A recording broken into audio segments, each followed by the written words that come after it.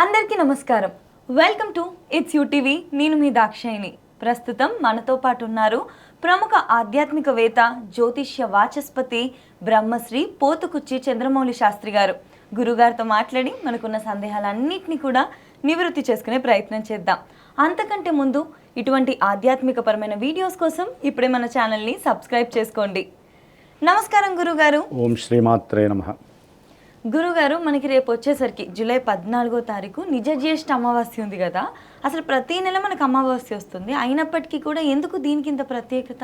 ఓం సర్వమంగళమాంగళ్యే శివే సర్వార్థ సాధికే శరణ్యే త్రయంబికే గౌరీ నారాయణీ నమోస్తుతే. ఆ మహాగౌరి అమ్మవారి యొక్క అనుగ్రహము కలగటానికి ఈ యొక్క అమావాస్య తిథులు అనేటటువంటివి చాలా విశేషం అమ్మ. ఎందుకంటే ప్రతి నెల అమావాస్య వస్తుంది. చైత్ర అమావాస్యకి ఒక స్పెషాలిటీ ఉంటుంది, వైశాఖ అమావాస్యకి ఉంటుంది.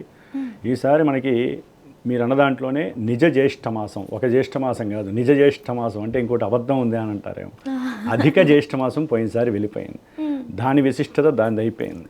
ఇది అసలైనటువంటి నిజ జ్యేష్ఠ మాసం. అంటే మనకి కాలంలో ఒక గ్రహము ఒక రాశి నుంచి ఇంకో రాశికి వెళ్ళేటటువంటి ఆ సందర్భంలో అయ్యేటటువంటి ఆలస్యపు రీత్యా మాసాలలో చాలా తేడాలు వస్తాయి.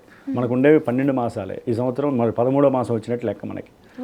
మరి ఈ నిజ జ్యేష్ఠ మాసము, జ్యేష్ఠ మాసము అంటే అసలు ఎందుకు వచ్చింది ఈ పేరు?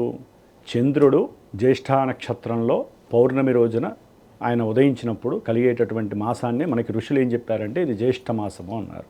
అంటే చిత్తా నక్షత్రంలో ఉన్నప్పుడు చైత్రమాసమని, కృత్తికా నక్షత్రంలో ఉన్నప్పుడు కార్తీక మాసమని, ఇట్లా మాసాల పేర్లు కూడా మొత్తము అంతరిక్షంతోనే సంబంధం పెట్టుకున్నారు మన వాళ్ళు ఋషులు. సూర్యుడు చంద్రుడు తల్లి తండ్రులు వీళ్ళిద్దరి వల్లనే మన భూమిలో ఉన్నటువంటి ప్రతి జీవరాశి కానీ జీవాలు కానీ హ్యాపీగా బతుకుతున్నాయి వారి యొక్క శక్తితో, కిరణపు శక్తితో. మరి ఈ అమావాస్య అనేటటువంటిది దేనికి ప్రతీక? దాదాపుగా మనిషి యొక్క మనసుని పూర్తిగా లొంగ తీసుకునేటటువంటి ప్రయత్నము, కాలం. అంటే మనం కాలంలోనే ఉన్నాం.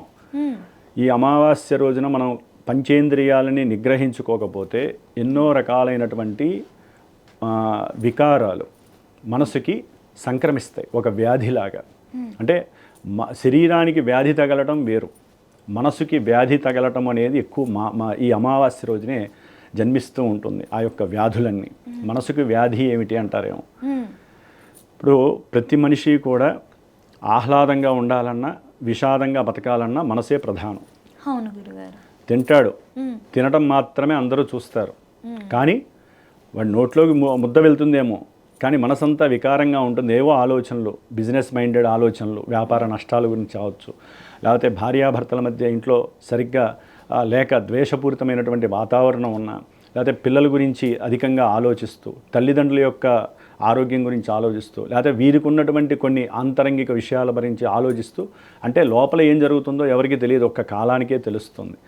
ఆ కాలంలో ముఖ్యంగా అమావాస్య మనకు ఉన్నటువంటి చంద్రకళలు 15+15 30 కళలు. వాటిల్లో అమావాస్య పౌర్ణమి. అమావాస్య ఏంటంటే మనసుని కాలంలో, అంటే ఒక నిషీధమైనటువంటి రాత్రిలో ఏ విధంగా అయితే భయం ఉంటుందో అమావాస్య అంటే ప్రతి మనిషికి భయంగానే ఉంటుంది. ఎందుకంటే అమావాస్యకి అధిపతి ఒక రకంగా శని భగవానుడు. శని అంటే అందరికీ భయమేగా. ఆయన కర్మల్ని సవ్యం చేస్తాడు, ఆయన ఇచ్చేది కర్మల్ని ఇంకా పరిపూర్ణత చేసి పరిపక్వతని ఇస్తాడు. కానీ అమావాస్య అట్లా కాదు, మన మనసుతో చేయకుండా ఎన్నో పనులు చేపిస్తూ ఉంటుంది.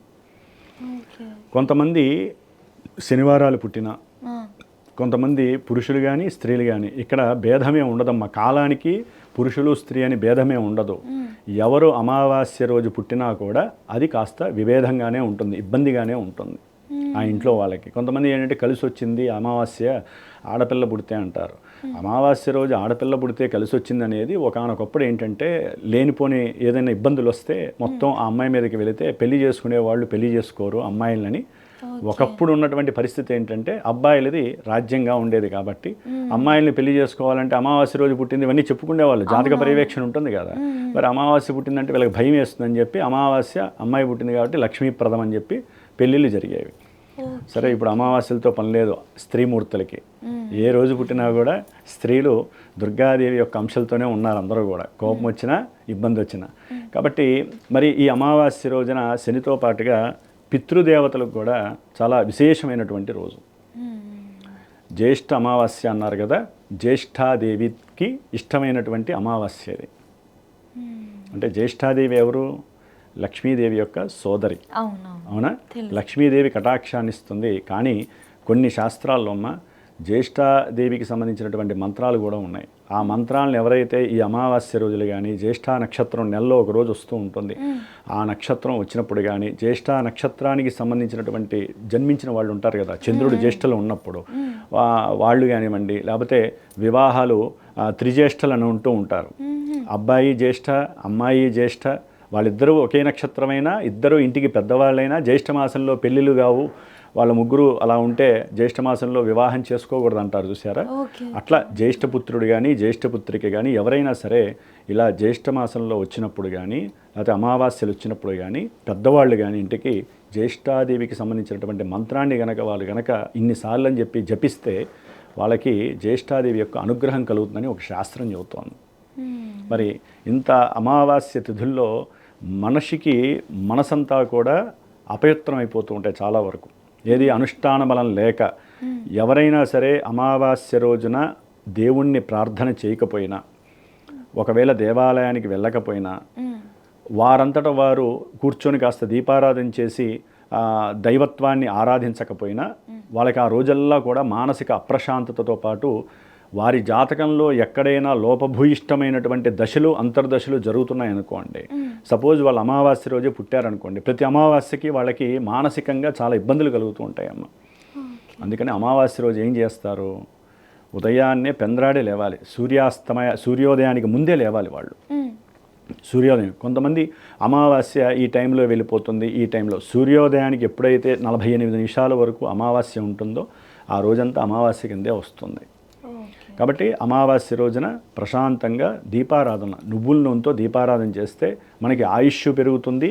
అనుకున్న పనులు ఆలస్యం అవ్వటానికి ఆ రోజున యాక్చువల్లీ శని వల్లనే ఆలస్యాలు అవుతూ ఉంటాయి ఎక్కువగా, లేదా అమావాస్య పుట్టినటువంటి వాళ్ళకి కూడా ఆ రోజంతా కూడా చిత్ర విచిత్రమైన ప్రేలాపనలు ఆలోచనలు కలుగుతూ ఉంటాయి. వాళ్ళంతా ఏం చేయాలంటే కంపల్సరీ అమావాస్య రోజున దైవారాధన మస్ట్ అండ్ షుడ్గా చేసుకోవాలమ్మా. ఈ నిజ జ్యేష్ఠ అమావాస్య రోజున చేస్తే ఎవరైతే దీపారాధన చేసి ఈశ్వరాభిషేకం ఇంట్లో కానీ బయట కానీ చేసిన మృత్యుంజయ మహామంత్రాన్ని ప్రతి ఒక్కరూ 108 సార్లన్నా సరే అమావాస్య తిథుల్లో జపించాల్సిందే.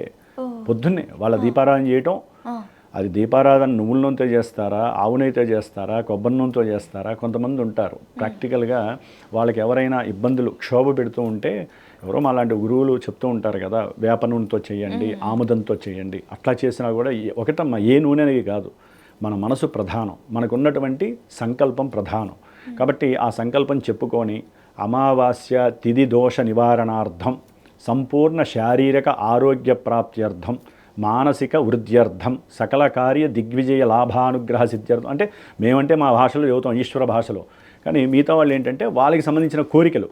నాయన మాకు ఆలస్యం అవుతున్నాయి ప్రతి కార్యక్రమము, అది వివాహమా, ఉద్యోగమా, లేకపోతే అనారోగ్యం. అమావాస్య ఏంటంటే అమ్మ అనారోగ్యాలకి మూల కారణం. శాస్త్రంలో ఏముందంటే అమావాస్య రోజున ఏదైనా ఒక రోగం వచ్చిందనుకోండి, అది తొందరగా తగ్గదు. అంటే ఒక జ్వరం వచ్చినా మనల్ని కాస్త పీల్చి పిండేస్తూ ఉంటుంది, తిరిగిన చోటకే డాక్టర్ల దగ్గరికి తిప్పుతూనే ఉంటుంది. అంటే అమావాస్యకి ఏంటంటే నెగిటివ్ ఎఫెక్ట్ ఎందుకు వస్తుందంటే అమ్మ, సూర్యుడి కిరణాలు చంద్రుడి మీద పడవు. భూమికి కింద భాగంలో ఉంటాడు చంద్రుడు. సూర్యుడు యొక్క కిరణాలు పడకపోతే చంద్రుడంతటి వాడికే కళలన్నీ నిర్జీవం అయిపోతాయి. జీవత్వం ఉండాల్సిన కళలు నిర్జీవం అయిపోతాయి. మరి మనిషి యొక్క మనసుకి, లేకపోతే మన చుట్టూ మనలో ఉన్నటువంటి దేహంలో నీరు ఉంటుంది కదా, మరి నీటికి కారకుడు ఎవరు? చంద్రుడు కదా. ఒక మనిషి ఇంకో మనిషితో కమ్యూనికేట్ చేయాలన్నా, ఒక మనిషి మనసుతో పనిచేస్తాడు, శరీరంతో ఎప్పుడు పనిచేయడు, గుర్తుపెట్టుకోండి. వాడు మూటలు మోసేవాడైనా సరే మనసులో ఈ రోజు నేను మూటలు మోసి సంపాదించాలంటేనే వాడు మూటలు మోస్తాడు. అంతేగాని ఈ మనసులో ఏమనుకోకుండా నేను టీవీ చూడాలనుకున్న మూటలు ఎవడు మోయడు కదా. అట్లాగే ఎవడైనా సరే, అది మన మనుషుల్లో ఎవరు ఏ వృత్తి ఉద్యోగ ధర్మాలు అవలంబించే వాళ్ళైనా మనసు మీదే ఎక్కువ జీవితం ఆధారపడి ఉంటుంది. ఆ మనసుకి కారణభూతుడైనటువంటి చంద్రుడు, మాతృ సమానుడైనటువంటి చంద్రుడు ఎప్పుడైతే బలహీనంగా ఉంటాడో అమావాస్య రోజున, వారు కంపల్సరీ దేవి శక్తి కోసము, అంటే చంద్రుడికి అధిష్టాన దేవత అమ్మవారు, లక్ష్మీ కోసం వ్యాపారం గురించి వృద్ధి చెందాలనుకోండి, శ్రీ సూక్త జపాలు చేయించడం, లేకపోతే అమ్మవారికి సంబంధించినటువంటి కనకదార స్తోత్రాన్ని ఒక 11 సార్లు వాళ్ళు వినటం లేకపోతే జపించటం, లేకపోతే లక్ష్మీ సహస్రనామంతో అమ్మవారికి చక్కగా తామర పూలతో అర్చన చేయటం లక్ష్మీదేవికి. అట్లాగే ఆవు నెయ్యి కానీ దీపారాధన, నువ్వుల నూనె కానీ దీపారాధన చేయటం, మంచి సుగంధభరితమైనటువంటి అగరబత్తీలు వెలిగించినా పర్వాలేదు, ధూప్ స్టిక్స్ అని ఉంటాయి మంచిగా, అలాంటి ధూపం అయినా సరే అమ్మవారికి ఇల్లు మొత్తం వేసి అమ్మవారికి వెలిగించారనుకోండి. అమావాస్య రోజు చేసే పూజ దేనికోసం అంటే అమ్మ ముఖ్యంగా మన యొక్క మనస్సుని వృద్ధి చెందటం కోసం. మనసుకి పట్టినటువంటి కొన్ని పీడలు ఉంటాయి. అట్లాగే కొంతమంది రోడ్ల మీద నిమ్మకాయలు దాటడమో లేకపోతే ఏదైనా ఎండుమిరపకాయలు దాటడమో దిష్టి నీళ్ళు పోస్తూ ఉంటారు. అవన్నీ కూడా ఈ అమావాస్య రోజుల్లో ఎక్కువగా చేస్తూ ఉంటారు. కోడిగుడ్లు వేయటము, పగలగొట్టడము, కొబ్బరికాయలు కూడా పగలగొట్టి వేయటము. ఇట్లా దయచేసి ఎవరూ కూడా రోడ్ల మీద, నడి రోడ్డు మీద ఎవరూ వేయకండి. సపోజ్ మీకు సంబంధించిన వాళ్ళు కావచ్చు, మీ పిల్లలు కావచ్చు, ఆడుకుంటూ కానీ బండ్ల మీద కానీ కార్ల మీద కానీ ఆ నడి రోడ్లోంచి వచ్చారే అనుకోండి, ఆ దోషం మీ వాళ్ళకి రాదా? ఎప్పుడూ కూడా దిష్టి తీసుకోవాలమ్మా, దిష్టి తీయొద్దనట్లేదు. రోడ్ల మీద వేయక్కర్లా, రోడ్డుకి మూల గోడంబట ఎవరు తిరగని చోట కూడా వేయచ్చు. అది ఒక రాత్రి గడిస్తే దాని యొక్క శక్తి పోతుంది. తర్వాత ఎలాగో దాని ఎఫెక్ట్ తెల్లారి ఏమి ఉండదు. వాళ్ళు ఎవరో ఒకరు జిహెచ్ఎంసీ వాళ్ళు వ్యత్యాస్తారు, దానికి ఏమి ఉండదు. కానీ తెలిసి చేస్తారో తెలియక చేస్తారో స్వార్థపూరితమైనటువంటి మనస్సుతో, ఇందా చెప్పా కదా, చంద్రుడు బలహీనమైపోతాడు. ఎవరో చెప్పారు లేకపోతే ఎవరో చేశారని చెప్పి అందరూ కూడా ఇది ఒకటి చేయటం ప్రారంభించారు. ఎవరైతే చేస్తారో కాలం వారికే మళ్ళీ ఆ శిక్షను విధిస్తుంది. కాబట్టి అమావాస్య రోజున దేవీ ప్రార్థన, దేవీ అమ్మవారికి సంబంధించినటువంటి, ఇప్పుడు నేనున్నానమ్మా మా యొక్క పీఠంలో, శ్రీమాత జ్యోతిషాలయ పీఠంలో హైదరాబాద్లో ప్రతి అమావాస్యకి నవగ్రహాలన్నిటికీ హోమాలు చేస్తాను. అంటే వాడి యొక్క సంఖ్య ఉంటుంది, హోమ సంఖ్య. అట్లాగే నక్షత్రాలన్నిటికీ 27 నక్షత్రాలకి హోమం చేస్తాను. ముందు ప్రపంచం అంతా బాగుండాలని, అంతరిక్షంలో ఉన్న గ్రహాలకి నక్షత్రాలకి శాంతి కోసం చేస్తాను ముందు. ఆ తర్వాత మృత్యుంజయ మంత్రంతో చేస్తాను. ప్రతి నెల ఏదో ఒక రకమైనటువంటి పాశుపత హోమం చేస్తాను. అంటే కొంతమంది జాతకరీత్యా ఎన్నో రకాల ఇబ్బందులు పడుతూ ఉంటారు. అది విద్యార్థుల, వివాహం కాని వాళ్ళ, వివాహం అయిన వాళ్ళ, ఇట్లా ఏ సమస్యలు ఉంటే వారికి సంబంధించినటువంటి జపతపాలు చేస్తూ ఉంటాం. కాబట్టి వారి కోసమని అమావాస్య రోజున విశేషంగా చేస్తూ ఉంటాను నా యొక్క క్షేత్ర పీఠంలో. కాబట్టి అంటే ఇప్పుడు నేనంటే పీఠంలో అందరి కోసం చేస్తాం. అందరూ కూడా పీఠాలు పెట్టుకొని చేసుకోలేరు కదా. వారు ఎక్కడైతే కూర్చుంటారో వారింట్లో ఉన్నటువంటి దేవుడికి, దేవుడు కూడా అక్కర్లేదమ్మా, దీపారాధన పెట్టుకొని ప్రశాంతంగా ఎవరికి ఏ దేవత కావాలంటే ఓం చాముండాయే నమః, ఓం చండికాదేవియే నమః, ఓం లలితా త్రిపుర సుందరియే నమః, ఇంకా వచ్చు. అసలు మీకు ఇంకా భక్తిని ఎక్కువ ప్రదర్శించాలనుకున్నారు, ఆ రోజంతా అసలు అమావాస్య పొడవు వాళ్ళకు ఉండదమ్మా. లలితా అమ్మవారి యొక్క ధ్యానాన్ని, లలితా అమ్మవారి యొక్క సహస్రనామాన్ని చేసినట్లయితే, అంటే మనకు ఉన్నటువంటి అమ్మవారి స్వరూపాలు ఎన్నో కోకొల్లలు. ఎవరు ఏ రకంగా తలిచినా వారి యొక్క మనసు వృద్ధి కలుగుతుంది. అంటే చంద్రుడికి బలం పెరుగుతుంది మీరు చేసే పూజ వలన. ఎప్పుడు కూడా అమ్మా చాలామందికి తెలియదు, నేను అనే దీంతో వెళ్ళిపోతున్నారు. ఏ పూజ చేసినా కొన్ని మన కోసం చేసే పూజ కాలం లాగేసుకుంటా ఉంటుంది. అర్థమైంది? ఇప్పుడు మేము ఉన్నామమ్మా, సర్వే జనా సుఖినో భవంతు అంటాం. ఇక్కడ కులమతాలతో పనే లేదు, ఏ జీవరాశులతో పని లేదు. భూమి మీద ఉన్న మేము అనేటటువంటి సర్వే జనా సుఖినో భవం అంటే మనుషులకే కాదు. మేము సంధ్యావందనం చేసుకునేటప్పుడు చతుస్సాగర పర్యంతం గోబ్రాహ్మణేభ్యః అంటాం.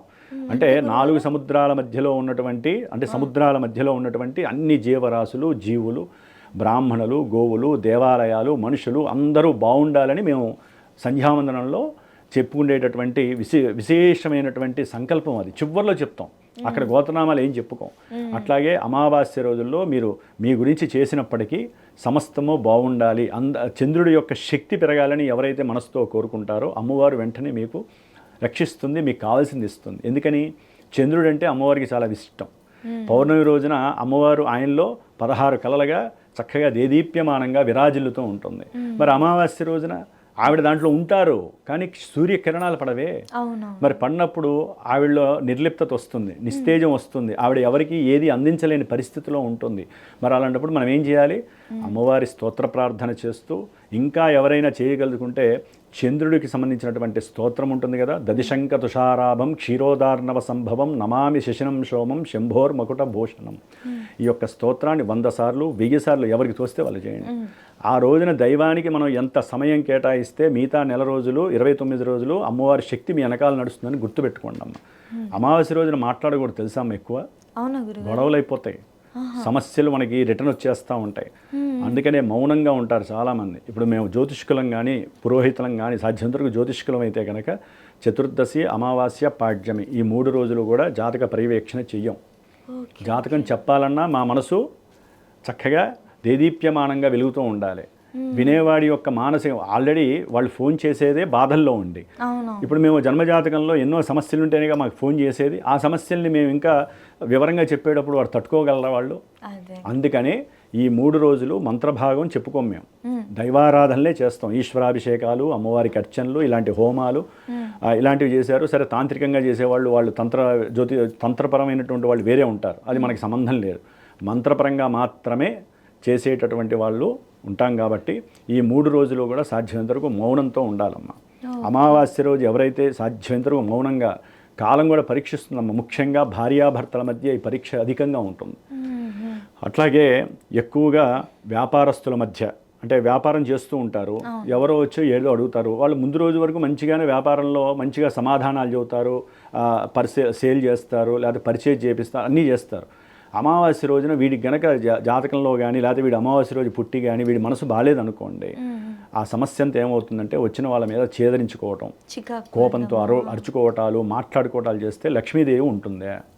ఉండదు కదా. అంటే అమావాస్య ఏంటి? లక్ష్మీప్రదమైనటువంటి రోజేగా.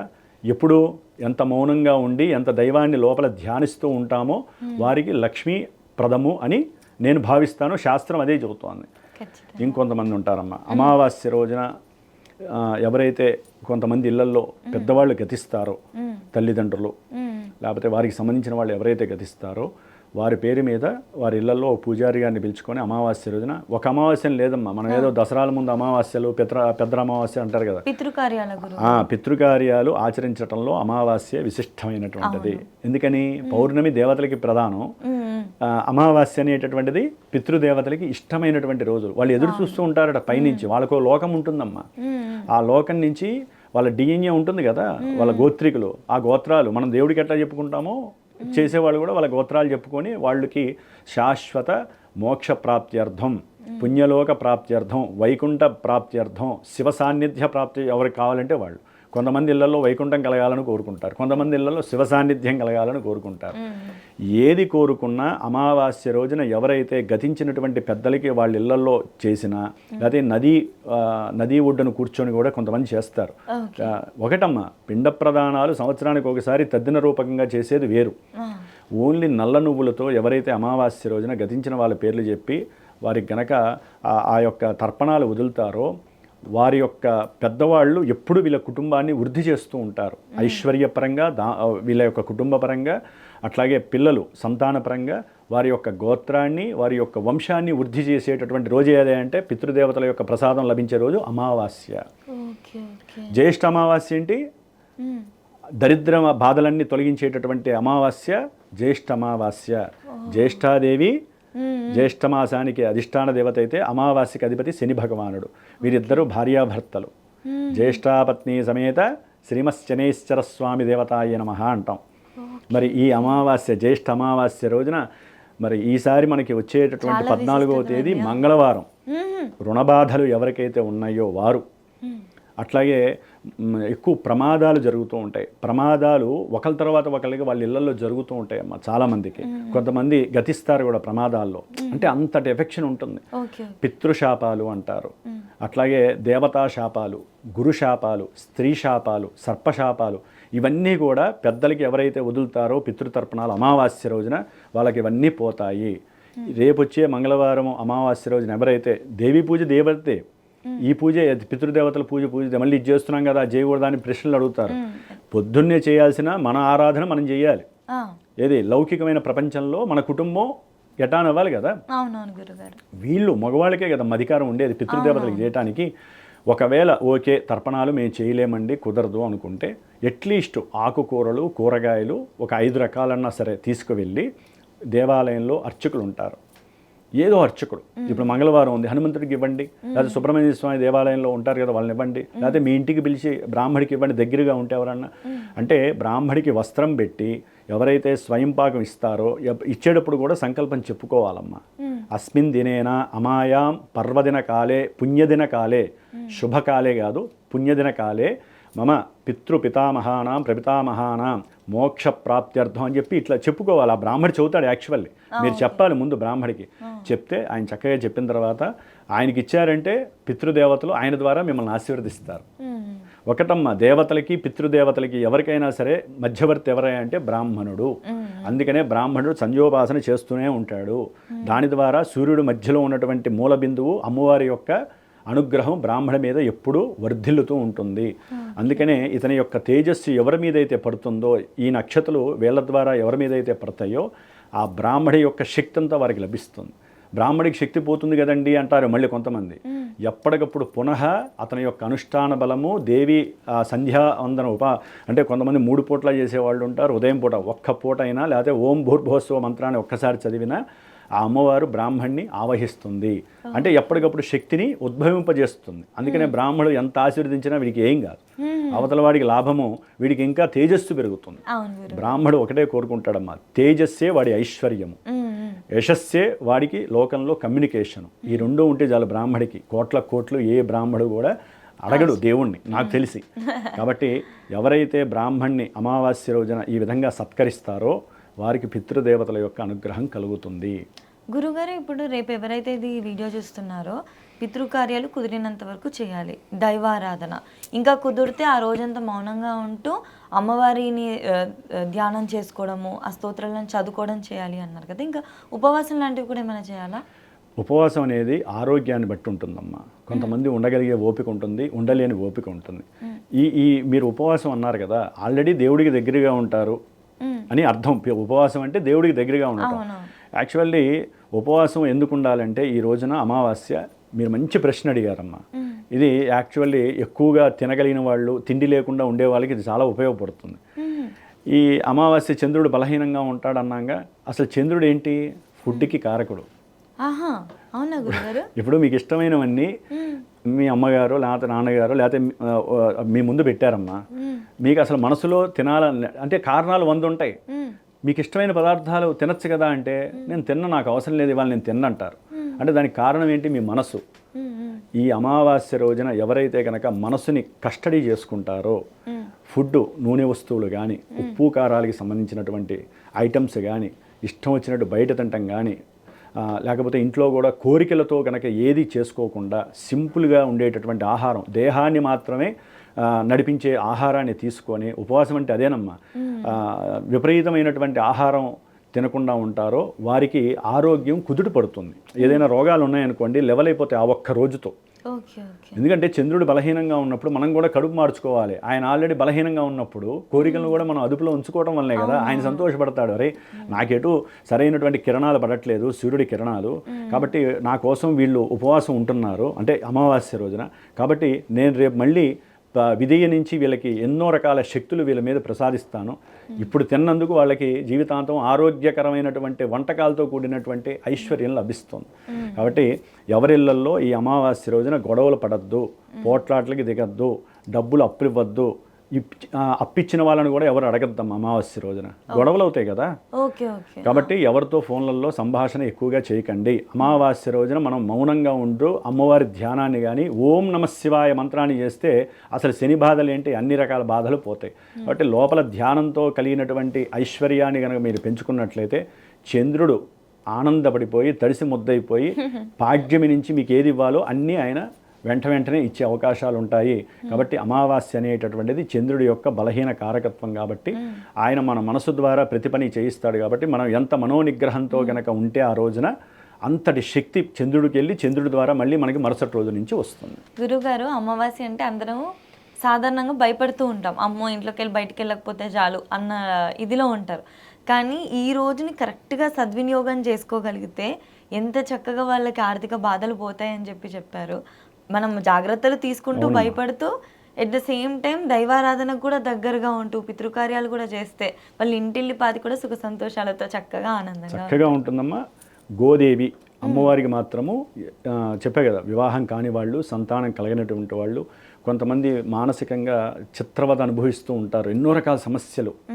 ఇలాంటి వాళ్ళందరూ కూడా గోమాతకి ఆ రోజున అమావాస్య రోజున పొద్దున్నే 6 to 9 మధ్యలోనే పొద్దున్నే వెళ్ళి ఎవరినన్నా అడిగి ఆ గోవుకి సంబంధించిన శాలలు ఎన్నో ఉంటాయి, వెళ్ళి ఆకుకూరలు కానీ నవధాన్యాలు ముందు రోజే పిండి చేసుకొని, ఎందుకంటే గోవులకి డైరెక్ట్ పెడితే కొంతమంది ఒప్పుకోవట్లేదు, పిండి చేసి అది బియ్యం కూడా నానబెట్టి చక్కగా ఆ బియ్యంతో పాటు కానీ కూరగాయలు కానీ పెడితే కనుక కొంతమంది బెల్లం కూడా తురుము పెడతారమ్మ.